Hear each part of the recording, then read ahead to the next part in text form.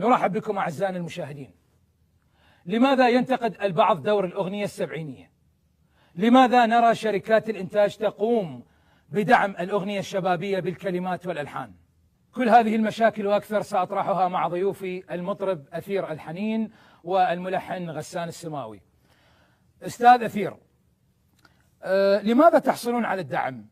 هل أنتم راضون عن تهميش الأغنية السبعينية؟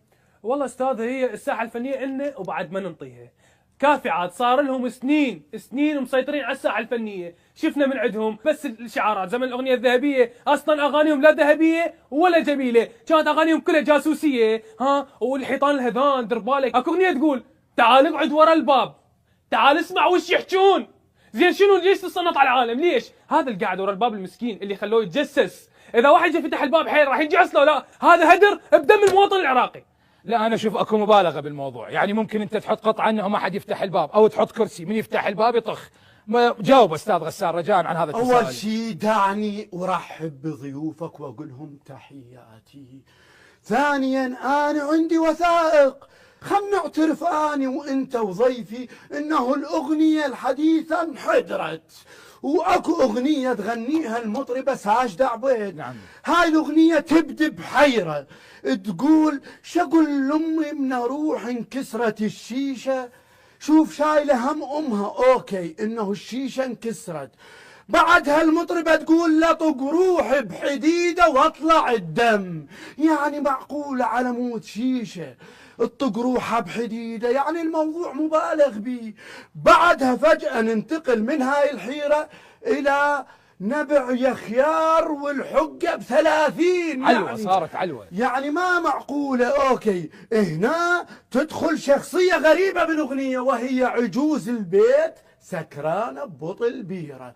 خلنا نفترض جدلا أنه الخيار هو المزة وعجوز البيت سكرانه ببطل بيره وهذه مزتها.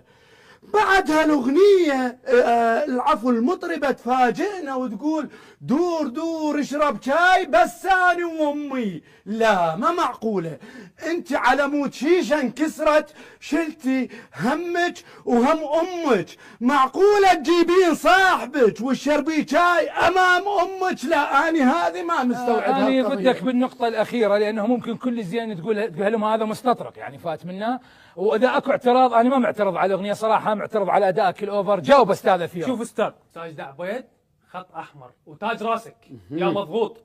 لا تجيب طاريها افتهمت له. لا، على الاقل ساجدة عبيد مخدرة شاي صحيح زين ومحضرته وعازمه الولد صديقه بعلم امها. منطقي. مو مثلكم كان اكو اهمال وتقصير. خدرة شاي خدري، عيون المنى خدرة، هسه دي خدري يا اختي، دي خدري وبعدين نعرف من راح يشربه. وبعدين استاذ اكو شغله ثانيه، اغانيهم السبعينيه كان بيها قمع، كان بيها تعذيب. يعني راح اكو اغنيه تقول لا تضربني لا تضرب كسرت الخيزرانه. شنو هالساديه هاي؟ شنو هالكتل؟ على الاقل ساجدة عبيد تاج راسك تقول لا طق روحي بحديده واطلع الدم. هي تضرب نفسها، هي قابله، هي حره تضرب نفسها. بس هذا يقول له صار لي سنه و6 اشهر من ضربتك وجعانه. الله اكبر، شنو هذا الضرب هذا؟ شنو التعذيب؟ والله اني بالنسبه لموضوع الشاي اللي تقول عليه حاليا حلت هاي المشكله. اكو تي باق، يعني تحط مي حار وتحط لك كيس وانتهى الموضوع. وبالنسبه لسنه و6 اشهر شنو طلقه هي وجعانه؟ شنو جوابك استاذ؟ جاوبه، شنو جوابك عن هذا السؤال؟ أنا ما راح أتحدث بنفس لغة تاج راسك وخط أحمر. أنا ما راح أتحدث بهذه اللغة. أنا راح أقول له أين مليارات المفردات هذه تذهب هباء؟ يعني مثلا ما مرجية منك هاي صاير مو زين انت وياي. يعني شنو ويايا وحده كلش كافي. ليش ويايا هاي؟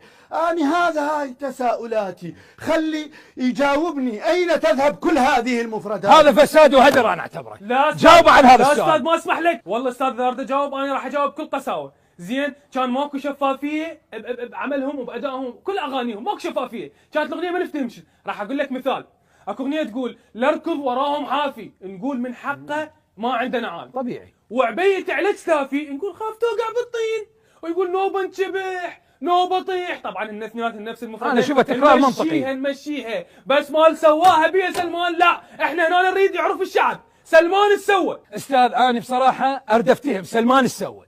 يعني انا ويا الجماهير شنو سوى سلمان؟ سلمان قصته تنحكي ورا الكواليس، انا اسف. كان بزمن الاغنيه السبعينيه كان اكو انفلات امني. شلون؟ كان اكو انفلات امني وبالدليل القاطع موجود عندي. يعني اكو مطربه تقول يما باق رجلي قعدت الصبح ما لقيته رجال، ها طوله ها عرضه، يقعد الصبح تقعد الصبح مرته ما تلقاه، ادري هو موبايله ينخمط. لا لا هذا كلام غير منطقي، يعني هو لو شاحن هم شام فقدوه، شنو جوابك عن هذا الموضوع؟ بربك اسالك سؤال واحد، قول. اكو انفلات امني اكبر من انا بيا حال والدفان يغمز لي بالمقبره ودفان؟ جاوب اخي. انتم من يسمع اغانيكم بعد؟ ها اغانيكم العتيقه كلها بهذا فرق شعرك وسترتك، من يسمع اغانيكم؟ انتم اكبر هويه عندكم المعزوفه. ما عندكم امان. طرطاره هدوء اعزائي، هدوء اخوان. اعزائي المشاهدين، نصل الى نهايه حلقتنا لهذا اليوم، نلتقيكم بحلقه جديده ان شاء الله، مع السلامه.